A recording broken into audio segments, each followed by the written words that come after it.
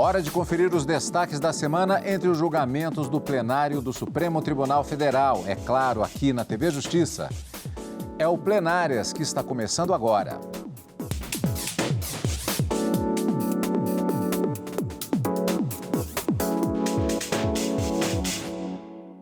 Hoje, com os principais momentos das sessões dos dias 8 e 9 de março de 2023, respectivamente quarta e quinta-feira.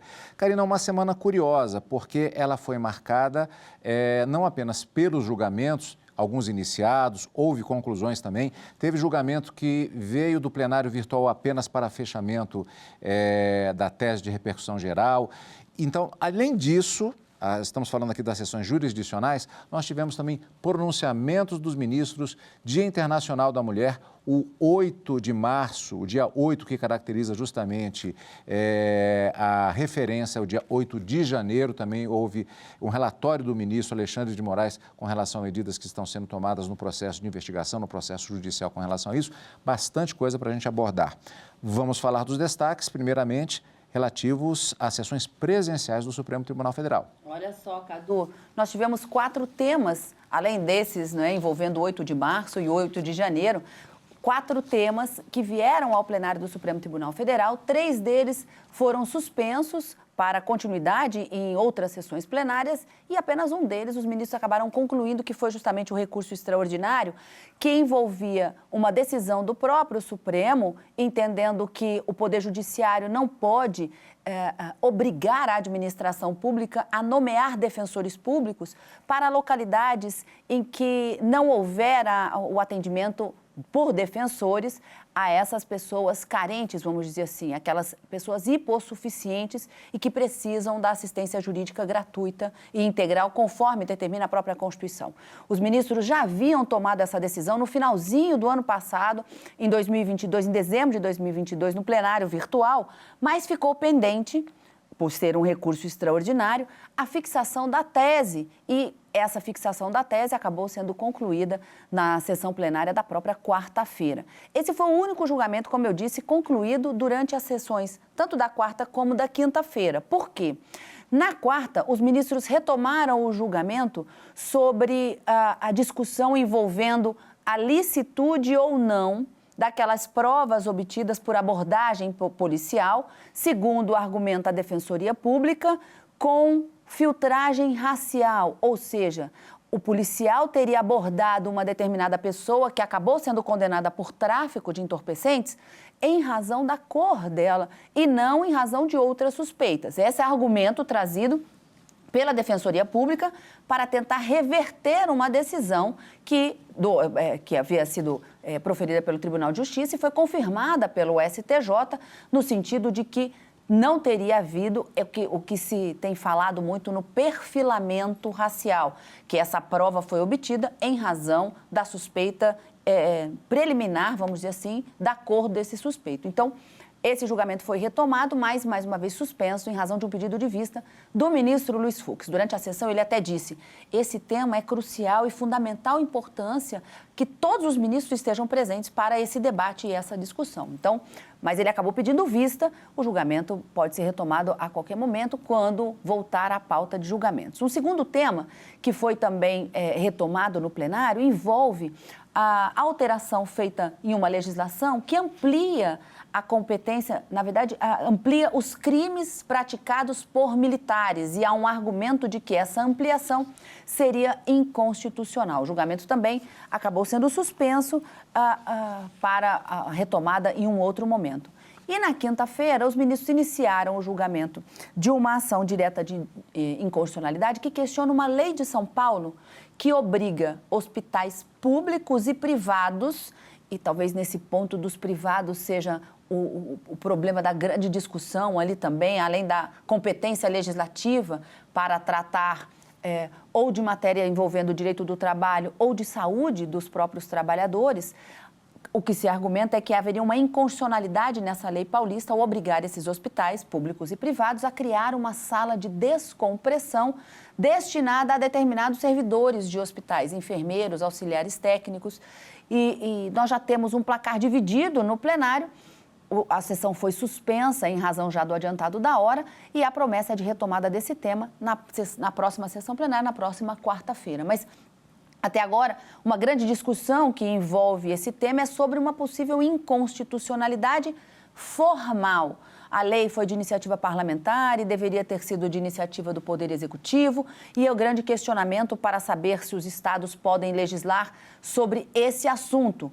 E esse assunto se trata de direito do trabalho, seria competência privativa da União, ou de proteção à saúde dos empregados, e aí seria uma competência legislativa concorrente. União pode legislar sobre normas gerais, estados podem legislar observando essa norma geral de forma suplementar. Então, essa é a grande discussão, nesse caso envolvendo a criação dessas salas de descompressão no estado de São Paulo. Então, nós tivemos esses 4 temas, né, Cadu? Perfilamento racial, crimes cometidos por militares e a ampliação do rol, se é constitucional ou não, a fixação da tese em relação à lotação de defensores públicos em localidades menos favorecidas, vamos dizer assim, e essa questão da sala de descompressão no estado de São Paulo. Vamos comentar um pouquinho sobre cada um deles e ver como foram as sessões plenárias da quarta e da quinta. Karina, e antes a gente também, como sempre, detalhamos os julgamentos, daqui a pouco, portanto, esses são os temas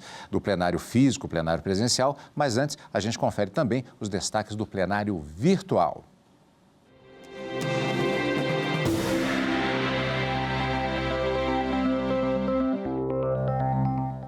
O deputado federal Eduardo Bolsonaro virou réu por suposta difamação contra a também deputada federal Tabata Amaral. O parlamentar sugeriu que um projeto de lei de autoria da deputada tinha a intenção de atender ao lobby de um empresário. O julgamento foi no plenário virtual. Os ministros avaliaram um recurso da deputada Tabata Amaral contra a decisão do ministro Dias Toffoli, relator do caso. Em maio do ano passado, Toffoli arquivou a queixa-crime apresentada por ela, porque, segundo o ministro, as palavras apontadas como difamatórias do deputado Eduardo Bolsonaro estariam num contexto de disputa política entre as partes e caberia à Câmara possível análise pelo Conselho de Ética. De acordo com o processo, Eduardo Bolsonaro fez postagens contra um projeto da parlamentar que tratava da distribuição de absorventes íntimos a mulheres em situação de vulnerabilidade. Segundo ele, a proposta parecia atender ao lobby de um empresário, dono de uma fábrica de produtos de higiene, apontado por Eduardo Bolsonaro como patrocinador de Tabata Amaral. Eduardo Bolsonaro disse que as falas estavam protegidas pela imunidade parlamentar.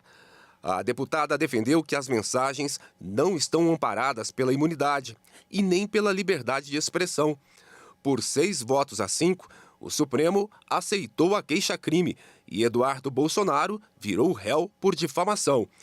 O ministro Alexandre de Moraes apontou que as declarações extrapolaram os limites da crítica política e ressaltou: a jurisprudência desta corte é pacífica no sentido de que a garantia constitucional da imunidade parlamentar material somente incide no caso de as manifestações guardarem conexão com o desempenho da função legislativa ou que sejam proferidas em razão desta, não sendo possível utilizá-la como verdadeiro escudo protetivo da prática de atividades ilícitas, não incidindo, portanto, em relação às condutas típicas imputadas pela deputada contra Eduardo Bolsonaro. O parlamentar pode recorrer da decisão. A gente tem uma situação curiosa agora em relação ao processo que nós vamos rever como é que foi a decisão, porque o Supremo Tribunal Federal decidiu que a lotação de defensores públicos por decisão judicial viola a autonomia das defensorias. O colegiado entendeu por maioria que a definição da localidade de trabalho deve respeitar a regra constitucional de atendimento prioritário às regiões mais populosas com mais exclusão social. A curiosidade é que o julgamento foi no plenário virtual, mas na sessão presencial da quarta-feira, dia 8 de março, foi elaborada a tese de repercussão geral com base no caso. O caso estava sendo analisado em recurso apresentado ao Supremo Tribunal Federal. O tema tem repercussão geral reconhecida e vai servir de parâmetro para resolver pelo menos 133 casos semelhantes em tramitação no Poder Judiciário. O julgamento ocorreu no plenário virtual da Corte. O recurso do Ministério Público do Ceará era contra a decisão do Tribunal de Justiça local que havia afastado a obrigação do Estado de conceder imediatamente o cargo de defensor público em uma comarca sem antes observar a necessidade específica da população. Para o MP, a decisão teria desrespeitado a garantia constitucional de assistência judiciária gratuita aos que comprovarem não ter recursos para pagar. No voto condutor do julgamento, o ministro Ricardo Lewandowski ponderou que a Constituição assegura à Defensoria Pública o poder de autogoverno na tomada de decisões. O ministro lembrou que, em diversas ocasiões, o STF reconheceu a autonomia funcional e administrativa das defensorias públicas estaduais e da União. Para o ministro, o Tribunal de Justiça do Ceará agiu de acordo com a regra constitucional. A maioria do colegiado acompanhou o entendimento do relator.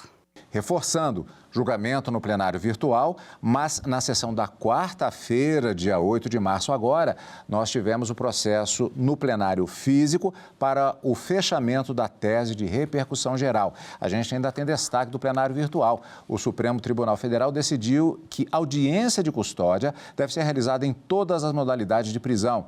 Julgamento em sessão virtual. A audiência de custódia é aquela apresentação da pessoa que foi presa a um juiz.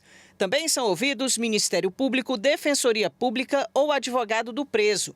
Ela deve ocorrer até 24 horas depois e serve para que seja feita uma análise dos requisitos de validade e legalidade da prisão. A discussão chegou ao Supremo Tribunal Federal por meio de uma reclamação feita pela Defensoria Pública do Rio de Janeiro, alegando que o Tribunal de Justiça do Estado, ao permitir apenas audiência de custódia para prisões em flagrante, estaria descumprindo uma decisão anterior do próprio STF. Em dezembro de 2020, o relator do caso, o ministro Edson Fachin, em decisão liminar, aceitou o pedido da Defensoria Pública e determinou a realização de audiências de custódia para todos os casos de prisão no estado do Rio. A liminar, então, foi levada para referendo dos ministros em sessão no plenário virtual.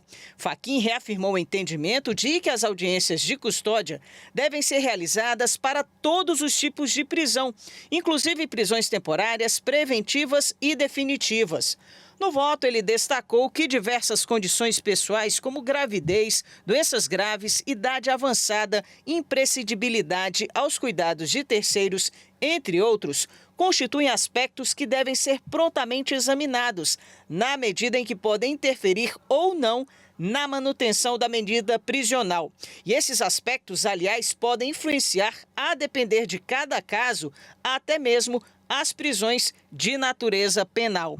Para Fachin, são inadequados os atos normativos de tribunais que restringem a realização de audiência de custódia apenas às hipóteses de prisão em flagrante, principalmente diante da recente regulamentação do tema na legislação processual penal, devendo tal audiência ser garantida em todas as espécies de prisão.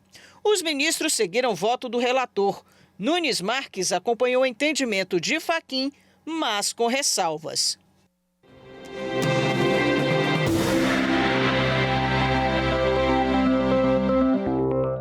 Depois destes destaques do plenário virtual, nós vamos para o intervalo e, na sequência, o que foi que aconteceu no plenário presencial, sessão de quarta e quinta-feira. Daqui a pouquinho, depois do intervalo.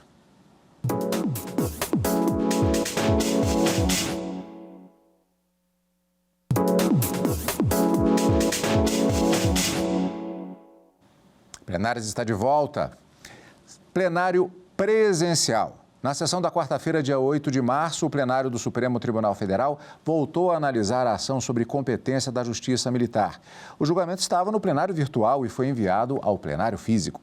A Procuradoria-Geral da República questiona trecho de uma lei de 1999, alterada em 2004 e 2010, que aumentou a competência da Justiça Militar para julgar crimes cometidos por militares quando estiverem atuando, por exemplo, em operações para garantia da lei e da ordem e no combate ao crime. O julgamento começou em 2018. O relator é o ministro Marco Aurélio, que antes de se aposentar, votou pela improcedência da ação e assim entendeu ser constitucional a alteração prevista na lei complementar. Segundo o ministro, a alteração se limitou a preencher o espaço garantido pela Constituição para o estabelecimento de normas legais de organização, preparo e emprego das Forças Armadas.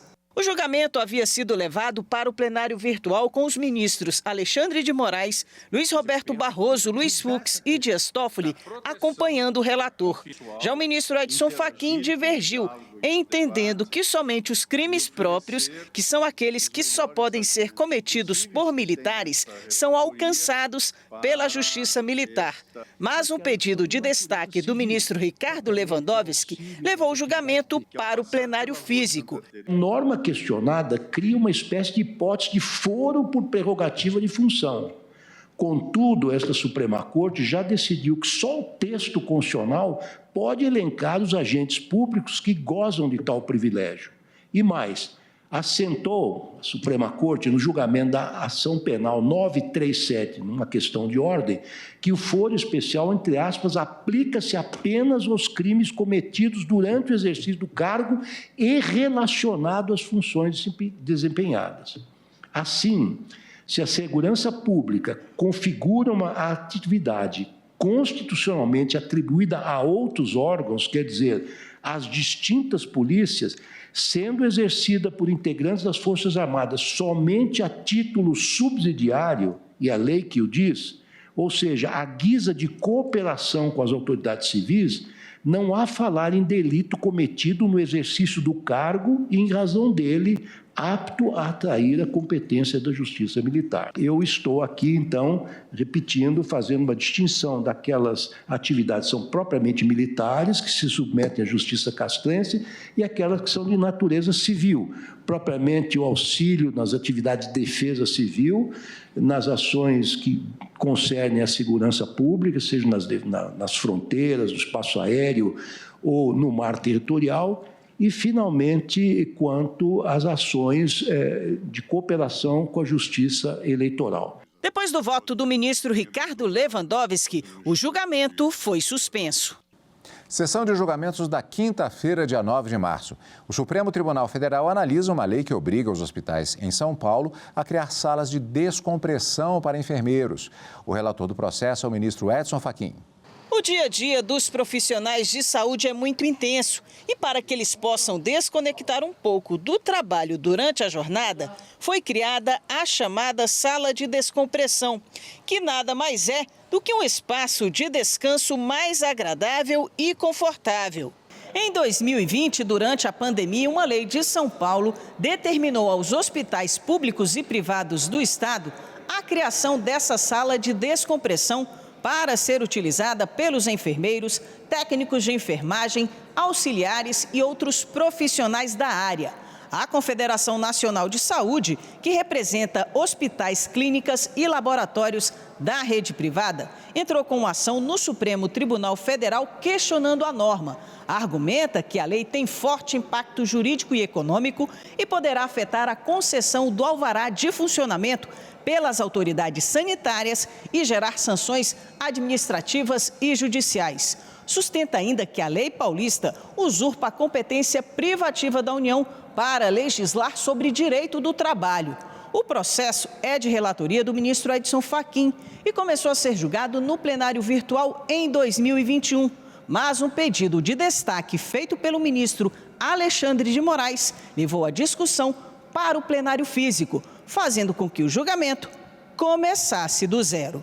Na sessão dessa quinta-feira, o processo foi analisado. O relator reafirmou o entendimento de que a questão não é trabalhista, mas sim de saúde pública, julgando então que a lei é válida. No caso em exame, depreendo, salvo compreensão em sentido contrário, que desde logo manifesto respeito, mas peço vênia, para depreender que a Assembleia Legislativa do Estado de São Paulo, ao exercer sua competência, limitou-se a densificar uma garantia, um direito social constitucionalmente previsto, sem incorrer em desacordo com qualquer disciplina estabelecida em lei federal. Portanto, não há lei federal que exclua a regra estabelecida pela legislação estadual.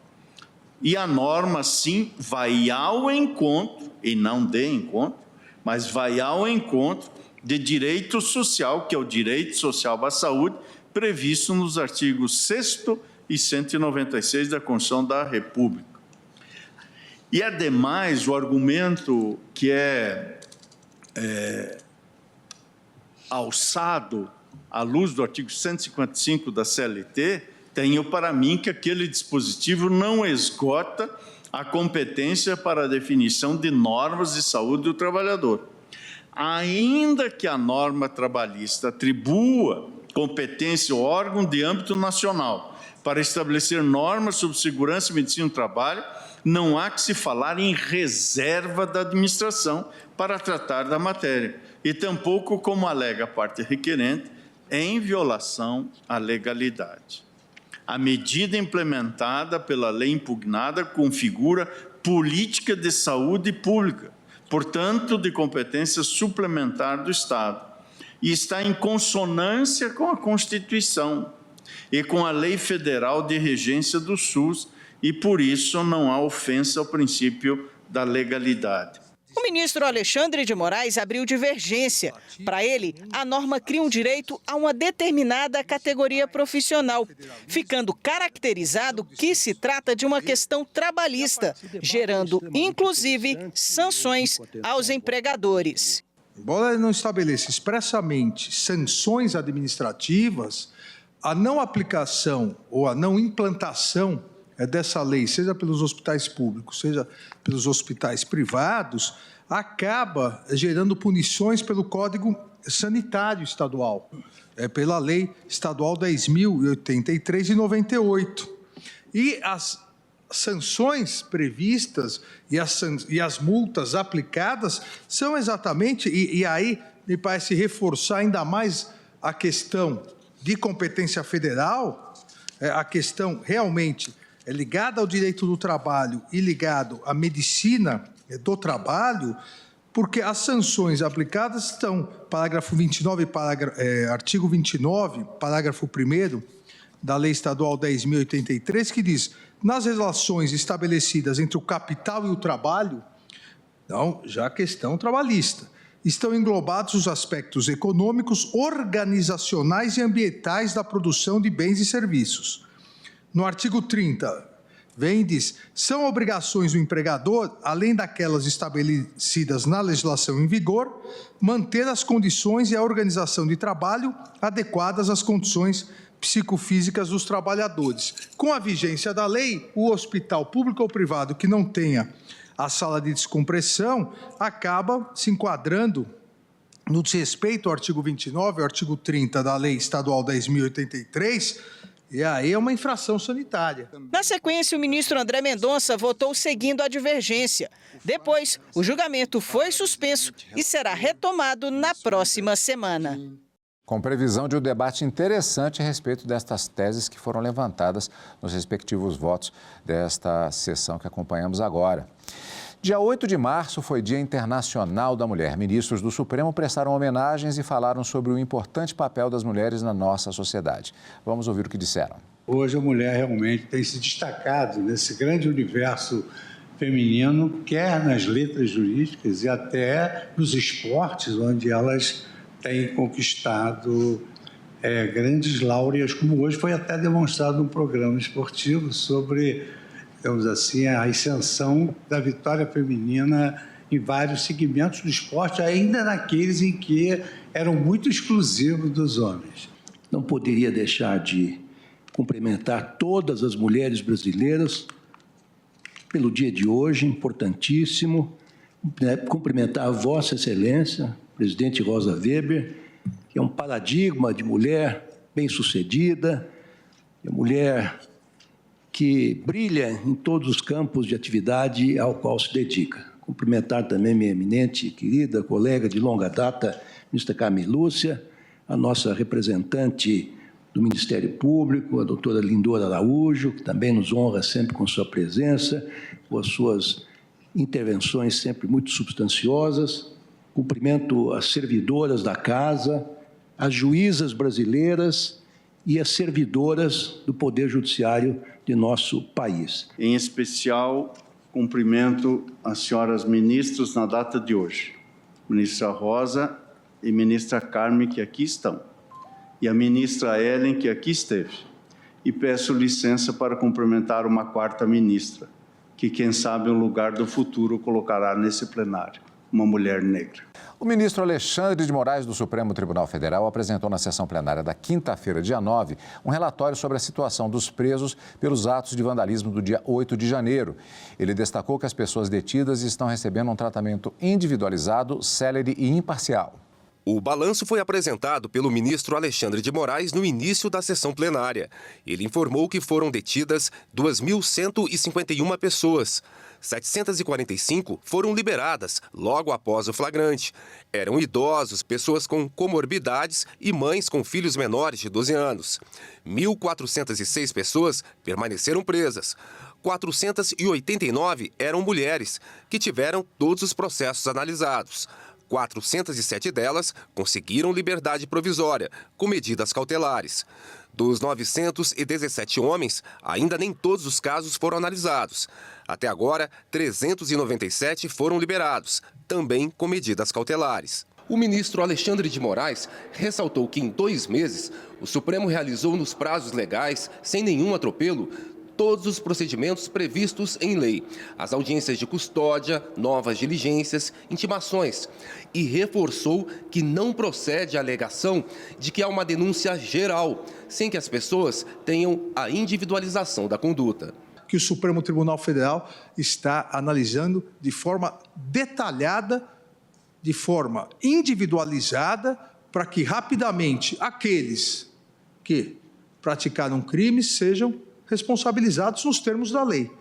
Quem praticou um crime mais leve terá sanção mais leve. Quem praticou um crime mais grave terá sanção mais grave. E aquele que não praticou e eventualmente o nome constou e não houver provas disso, será imediatamente solto e será absolvido. O Supremo Tribunal Federal irá realizar uma justiça isenta, imparcial, célere, para que isso não se repita mais. A presidente do Supremo, ministra Rosa Weber, e os ministros Gilmar Mendes e André Mendonça destacaram o comprometimento com o devido processo legal e a garantia dos direitos dos presos. E é fundamental que se diga que se faz uma investigação e se examinam essas questões, mas pautados sempre pelo devido processo legal, como agora acaba de ser demonstrado nesse relatório trazido pelo ministro Alexandre, a quem, mais uma vez, efusivamente eu